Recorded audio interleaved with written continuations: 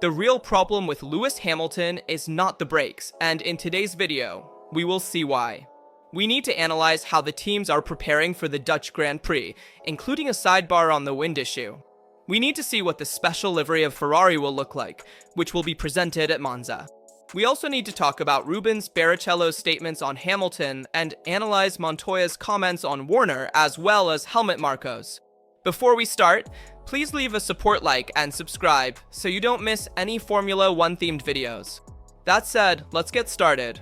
Lewis Hamilton's adaptation to Ferrari has been much more complicated than he and the team expected. After more than 10 years with Mercedes, Lewis found himself facing a completely different universe.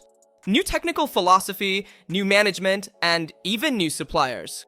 Not only for the power unit, but also for the brakes. For the first time in his career, he had to work with Brembo, Maranello's historic partner. And here begin the first friction. Lewis has always had an aggressive way of braking. A hard pedal at the front. Micro lockups that put any system under pressure. But he manages to control them by modulating the braking.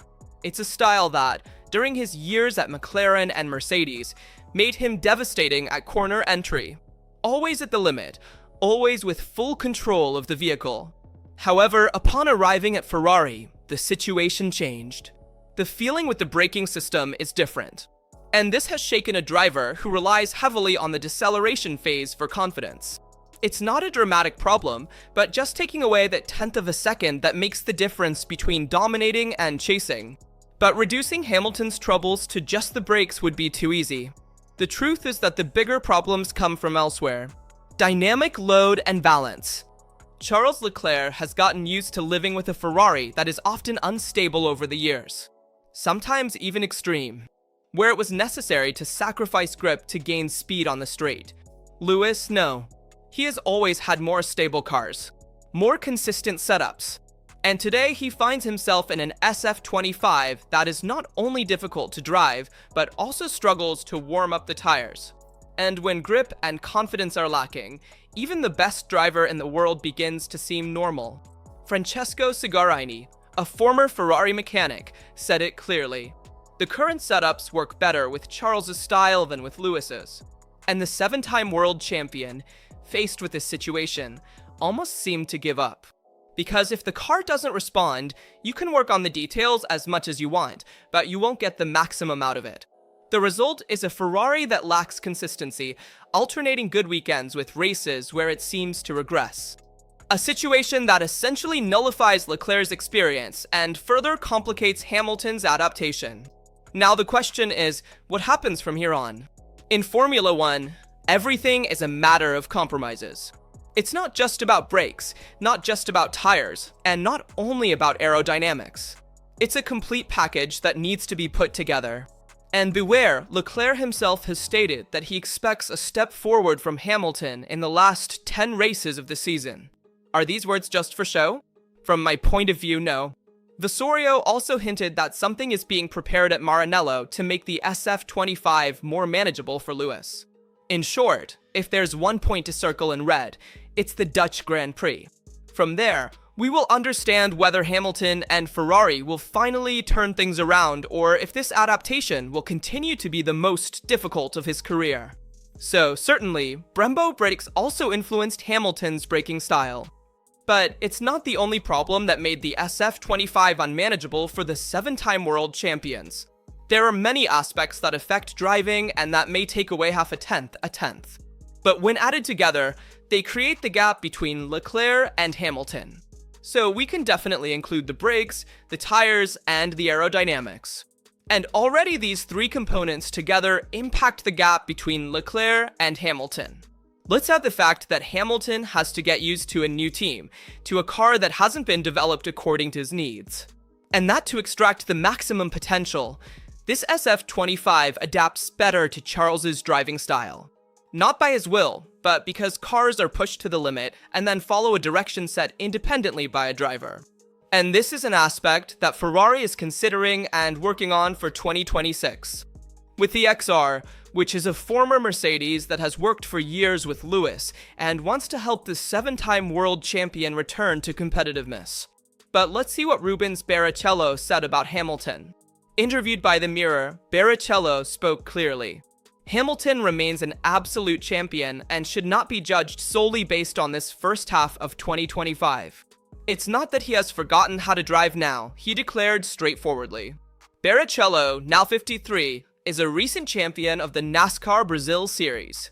He knows well what it means to live with the pressure of Ferrari and with a teammate who is a burden. He experienced this situation with Michael Schumacher. And perhaps for this reason, he believes Lewis deserves time and trust. According to the Brazilian, everything will depend on Ferrari in 2026. If the team can make the most of the new regulatory cycle, Hamilton will be able to immediately return to fighting for the world title. Actually, Barrichello does not rule out the possibility that the British driver could be one of the main contenders in the next era of Formula One.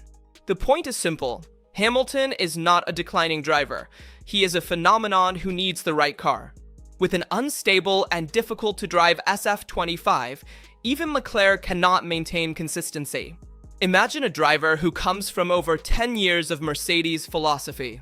Therefore, for Barrichello, there's no need to point fingers at Lewis. Rather, Ferrari needs to build a competitive and coherent car around him and Leclerc. I absolutely agree with Barrichello on his statements. Hamilton has not forgotten how to drive, and when he says, "I'm useless for the team" after the statements in Hungary following qualifying, it is simply a sign of frustration with the situation he is experiencing. It's normal for drivers to make exaggerated statements in the heat of the moment. But then, it's important to see how they react after those difficult moments. Lewis Hamilton has experienced many positive moments in his career, but also many negative moments from which he emerged even stronger. Let's think about the 2021 World Cup, for example, where he remained silent for months and then continued his Formula One journey, starting again with the new regulatory cycle more motivated than ever. And let's see how Hamilton reacted after the summer break. I'll recall a moment when Hamilton said in Hungary, "If I were in the team, I would change the driver. I am useless." And these words were enough to ignite the Ferrari world and terrify us fans. Was Hamilton really considering an early farewell? The rumor started circulating strongly in recent weeks, but the reality is quite different. An immediate divorce is practically impossible. The financial effort made in Maranello is too great, and the shared goal is too important to win in 2026 with the new regulatory cycle. The truth is that the summer break seems to have done Lewis good. After a few days with his family, the 7-time world champion appeared with a completely different attitude. On the eve of Zanver, he posted a clear message on social media. He said, "This period has allowed me to reflect. Each of us has challenges to face. We must surround ourselves with truth and love, take care of ourselves to help others. We cannot take our eyes off the goal. We must move forward even when it seems difficult." A post that is much more than a personal reflection. It is a warning, almost a promise. Hamilton does not feel finished at all. He wants to restart. And after 14 races without a podium, Lewis knows he cannot afford any more missteps. Leclerc has already achieved 5 podiums and is 42 points ahead. The comparison is ruthless, but the summer break seems to have given him the strength to turn the tide. Ferrari, on the other hand, has never thought of an early farewell. The Hamilton project is linked to 2026, and the little horse wants to build a winning cycle with him and Leclerc. The feeling is that from Zanver onwards, we will see a more motivated, determined Hamilton, disproving the critics and bringing himself at least close to his teammates' level. And watch out, Monza is just around the corner. There will be no room for excuses there. More than an early farewell, Hamilton remains at the center of the Ferrari project. His message is clear. He won't give up. 2025 has been very tough, but the second half of the season can still change the narrative. Now, the word will go to the track, and we will already see in the Netherlands if we will see the real Lewis Hamilton again. So from now on, we expect a more motivated Hamilton than ever, who can face this second part of the season as preparation for 2026 and in trying to give his best for the team, without having a moment of doubt in himself or the team. Because Hamilton is often very self-critical, even more than Leclerc. And this attitude is typical of champions because it pushes them to give their best and go beyond their limits. However, often when situations don't go well, they tend to self-destruct. And this is wrong. You need to maintain the key motivation to move forward. But I also want to analyze with you Vasseur's statements regarding the bottom in Hungary and how they affected performance in the race. So, let's say he indirectly also made predictions about Ferrari's performance in the second half of the season. Frédéric Vasseur has broken the silence and openly addressed what has been affecting Ferrari's season for months: the ground clearance issue. From the Chinese Grand Prix to the infamous double disqualification of Leclerc and Hamilton, Maranello is living through a technical nightmare.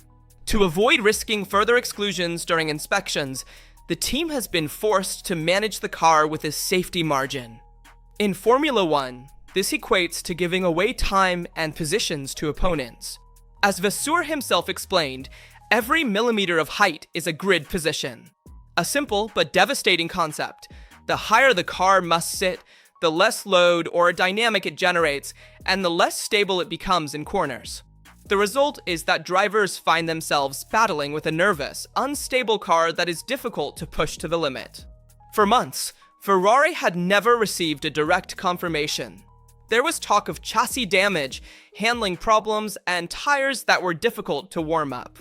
But now Vasseur has stated the obvious. The real limit is ground clearance, which reduces load and confidence for the drivers. It's not a minor detail. Addressing this kind of issue is not easy. In a Formula One with a budget cap and no testing, working on the chassis and floor is complicated. And every new part risks integrating poorly with the rest of the car. Ferrari has introduced a new rear suspension, an update designed to improve the behavior of the SF25, but inevitably it could not be developed from scratch. All tests and simulations had been conducted with the previous configuration. And Vasseur stated clearly, "We made adjustments, but could not start from zero. I was worried because with the sprint format, we only had 1 hour of free practice." In the end, it went quite well, but there is still a lot of work to do. And even in Hungary, we saw an improvement in the SF25, especially in ground clearance. However, with Leclerc's second pit stop, we observed a clear performance change between the first part of the race and the second. This is because when the ground clearance changes, in this case due to tire pressure, the Ferrari's performance also changes. Vasseur's words do not offer immediate solutions, but they change the tone of Ferrari's communication. So far, it had been preferred to hide the problem, talk about something else, cover it with convenient explanations. Now there is more transparency, at least on a technical aspect that was obvious to everyone. I very much appreciated Vasseur's statements because they highlight an evident Ferrari problem. And we will see in the upcoming races if these updates will resolve Ferrari's issues. But let's see what livery Ferrari is preparing for the Italian Grand Prix, because it will be a special livery dedicated to Niki Lauda. In Maranello, they are already thinking about the Italian Grand Prix, and a surprise is ready for Monza. A special livery for the SF25. It is not just a simple aesthetic restyling, but a true tribute to one of the most iconic moments in the history of the prancing horse. On September 7th, 1975, Niki Lauda with the legendary Ferrari 312T won his first world title right at Monza, finishing third in the race, but mathematically securing the championship. 50 years later, the team decided to celebrate that anniversary remembered in recent weeks with several social media posts dedicated to the Austrian driver and his iconic car. And these are moments that remain forever, as Ferrari itself has written, showing historic photos of Lauda and the 312T. It's not just a memory, but a clear hint of what we will see on the track in less than 2 weeks. The special free practice could be inspired by the 302T itself. Back then, white dominated the airscope and contrasted with the classic Ferrari red. It is also possible that this detail will return on the SF25 after the success of the black and white scheme used also in Las Vegas. The question remains whether we will see other solutions, such as the metallic gray wing that characterized Lauda's car, or if they will stick closer to the current color scheme. And it is essential for Ferrari to celebrate the past, to remember the history of the prancing horse. It will be interesting to see what this livery looks like and if it will also appeal to us fans. But now we need to talk about who is favored in the Netherlands and who is less so. Formula 1 resumes in Zandvoort, and McLaren arrives in the Netherlands with a very clear goal: to close the Constructors' World Championship as soon as possible. The MCL39 is the car to beat, and if everything goes as planned, it will also be a protagonist in Zandvoort. But beware, risks are not absent. McLaren's strength lies in its versatility. The Autopapaya knows how to adapt to any track condition, finding compromises that others struggle to achieve. We saw this in 2024. In Zandvoort, Norris beat Verstappen by 4/10 in qualifying, dominating the weekend. And we will see if this year's script is ready to repeat itself. In the slower sections, the MCL39 seems to guarantee stability and grip. And Zandvoort is considered a front-limited track where the key is the front end. And McLaren has one of the best front wings in the field, capable of generating both mechanical and aerodynamic grip. And here, a difference between Norris and Piastri could also emerge. But there is also a variable, which is the wind. Already in Hungary during qualifying, McLaren suffered from the sudden change in wind direction, losing stability and time. Zandvoort, being a circuit near the sea, carries the same risk. It is not excluded that if conditions change suddenly, the dominance of the MCL39 could be diminished. The real advantage of McLaren will be another, namely tire management. Zandvoort is a particular track. Sand blown by the wind onto the asphalt, precarious grip, and traction is crucial when exiting a corner. A lot of aerodynamic load is needed. In these conditions, tires tend to overheat quickly. And it is here that the MCL39 makes a difference, because it can keep tire behavior stable. Zandvoort will probably see McLaren dominate, because it has many aspects that align with the MCL39. But beware of the wind factor, which could impact the single-seater and change the conditions of the track as well. It will be interesting to see if Ferrari can adapt well to the track with all the ups and downs present at Zandvoort, and I expect them to be the second strongest. Next, we will definitely see Red Bull and Mercedes. Be cautious of Red Bull because Helmut Marko has sent a message for 2026, also referring to Verstappen. For the first time, Milton Keynes will no longer have the support of an external engine supplier. In fact, in 2026, there will be no Honda, no Renault, no suppliers. Red Bull powertrains will bring the new power unit to the track. A challenge against giants with decades of experience like Ferrari, Mercedes, Honda, and Audi.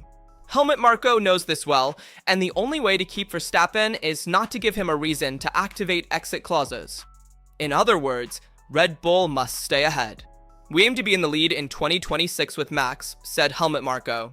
The values we see now are promising, but there is still time before testing. We are making good progress with the chassis, but the real challenge will be the power unit, combustion engine, battery, fuel, and power supply. Everything will be decided from there. According to Helmut Marko, the risk is reliving 2014 when Mercedes introduced an engine with 50 to 70 horsepower more than everyone else, dominating without rivals. A deja vu that Red Bull cannot afford, especially now that its star, Verstappen, holds the team's fate with contractual clauses. However, there is a detail that makes the relationship between Max and Red Bull unique. Beyond the track, Verstappen has full freedom in his parallel worlds, GT3 and sim racing. Two passions that the team has allowed him to nurture without restrictions. A special treatment he wouldn't have elsewhere. According to Helmut Marko, just talking to GT3 simulators is enough to bring a smile to Verstappen's face. A sign that at least on a personal level, Red Bull remains the ideal place for him. But will that be enough? The truth is that everything will depend on the quality of the 2026 project. If the engine can withstand the comparison, Verstappen will stay to drive the new Red Bull. Otherwise, if the gap is similar to what was seen with Mercedes 10 years ago, the clauses will once again be intimidating. And in my opinion, Red Bull will struggle next year because it will have a completely new engine to develop. It's really difficult to get the engine right in the first year as an engine manufacturer, given the rule changes that apply to everyone. But other teams like Mercedes and Ferrari have years of experience. So it's much more likely that these teams will perform better than Red Bull. For this reason, I think Verstappen will be free on the market during the summer break next year, and he could be picked up by another team. We will see who that will be. It could be Mercedes, Ferrari, Aston Martin. No opponent can be excluded from the fight for the 4-time world champion. Also, because Verstappen is truly a driver who makes a difference on the car he drives. We are already seeing it this year with the difference between McLaren and Red Bull, where at the beginning of the year, he often made the difference over other drivers, especially in qualifying, achieving several unexpected pole positions.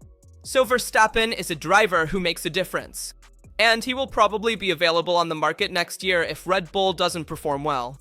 So it will be important for rivals to start making contacts now for the coming years, in case Verstappen becomes available with contractual clauses. Last thing, we need to see what Montoya said about Christian Horner. Christian Horner's future is one of the big question marks in the paddock. After 20 years at Red Bull and 14 world titles won as team principal, Horner has been fired. Since then, complete silence. No interviews. Only private life. But can the career of one of the most successful managers in modern Formula One really end here? It's hard to imagine a Formula One without him. Bernie Ecclestone, his personal friend, is convinced that Horner will only return if he has the opportunity to buy shares in a team. In other words, not just a simple employee role, but a project with decision-making power. This would exclude solid teams like Ferrari and Aston Martin, where ownership is locked down. On the other hand, Juan Pablo Montoya has no doubts. The Colombian was clear. If Christian has the opportunity, he will return. I don't know if he will really want to after everything that happened, but the real point is another. Perhaps the agreement with Red Bull prevents him from working in Formula One. It's the only thing that could stop him. Montoya has aspired even further and said that if I were in charge of a team like Aston Martin, Cadillac, Alpine, or as I would hire him in 2 seconds.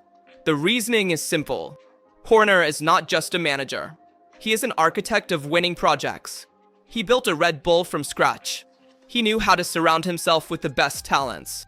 He managed the Vettel cycle and then the Verstappen cycle. Such a profile for an emerging or growing team would mean a real chance to change status.